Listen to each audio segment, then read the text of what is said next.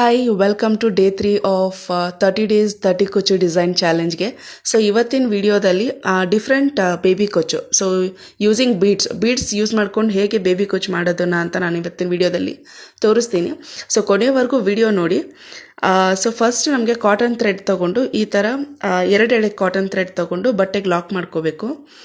Lock ಮಾಡ್ಕೊಂಡಾದಮೇಲೆ ಒಂದು ring bead ಮತ್ತು ಒಂದು ಸ್ಮಾಲ್ ಬೀಡ್ಗೆ ಈ ಥರ ಸೂಜಿನ ಪೋಣಿಸ್ಕೋಬೇಕು.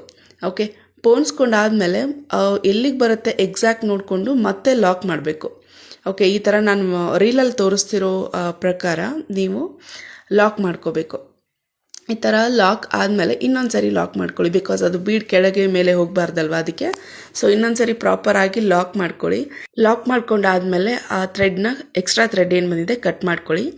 ಕಟ್ ಮಾಡಿಕೊಂಡು ಒಂದು ದೊಡ್ಡ ಕಣ್ ಸೂಜಿಗೆ ಅಗೇನ್ ಸ್ವಲ್ಪ ಸಿಲ್ಕ್ ಥ್ರೆಡ್ನ ಸುತ್ತಕೊಂಡು ಈ ಥರ ಬೀಡ್ ಒಳಗಡೆಯಿಂದ ಹೊರಗಡೆ ತೆಗೆದು ನೀಟಾಗಿ ಜೋಡಿಸ್ಕೋಬೇಕು. ಜೋಡಿಸ್ಕೊಂಡು ಎಳೆದಾದಮೇಲೆ ಎರಡೆಳೆ ದಾರ ಇರುತ್ತಲ್ಲ, ಇದು ಜರಿ ಥ್ರೆಡ್ನ ಇದಕ್ಕೆ ಸಿಲ್ಕ್ ಥ್ರೆಡ್ಗೆ ಲಾಕ್ ಮಾಡ್ಕೋಬೇಕು. ಯೂಶ್ವಲಿ ನಾನು 3 ಲಾಕ್ ಮಾಡ್ತೀನಿ. ಸೊ ಈ ಥರ ಲಾಕ್ ಮಾಡ್ಕೋಬೇಕು. ಓಕೆ, ಮಾಡ್ಕೊಂಡು ಆದಮೇಲೆ ನೀಟಾಗಿ ನಮಗೆ ಎಲ್ಲಿವರೆಗೂ ನಮಗೆ ಎಷ್ಟು ಲೆಂತ್ ಬೇಕು, ಯೂಶ್ವಲಿ ಬೇಬಿ ಕೊಚ್ಚನ್ನ ನಾವು ವೆರಿ ಮಿನಿಮಲ್ ಲೆಂತ್ ತೊಗೋತೀವಿ. ಸೊ ಈ ಥರ ನಾವು ಬ್ಯಾಕ್ ಸೈಡಿಂದ ಲಾಕ್ ಮಾಡಿಕೊಂಡು ನೀಟಾಗಿ ಎಳ್ಕೊಂಡು ಒಂದು ನಮ್ಗೆ ಲೆಂತ್ ಇರುತ್ತೆ, ಒಂದು ಬೇಬಿ ಕೊಚ್ಚು ಅಂದರೆ ಒಂದು ಐಡಿಯಾ ಇರುತ್ತೆ, ಅಲ್ಲಿಗೆ ನಾವು ಕಟ್ ಮಾಡ್ಕೋಬೇಕು. ಕಟ್ ಮಾಡಿಕೊಂಡು ಏನು ಎಕ್ಸ್ಟ್ರಾ ಥ್ರೆಡ್ ಬಂದಿರುತ್ತೆ ಅದನ್ನು ಈ ಥರ ಟ್ರಿಮ್ ಮಾಡ್ಕೋಬೇಕು. ಓಕೆ, ಟ್ರಿಮ್ ಮಾಡ್ಕೊಂಡು ಆದಮೇಲೆ ನಮಗೆ ಬೇಬಿ ಕೊಚ್ಚು ಈ ರೀತಿ ಕಾಣಿಸುತ್ತೆ.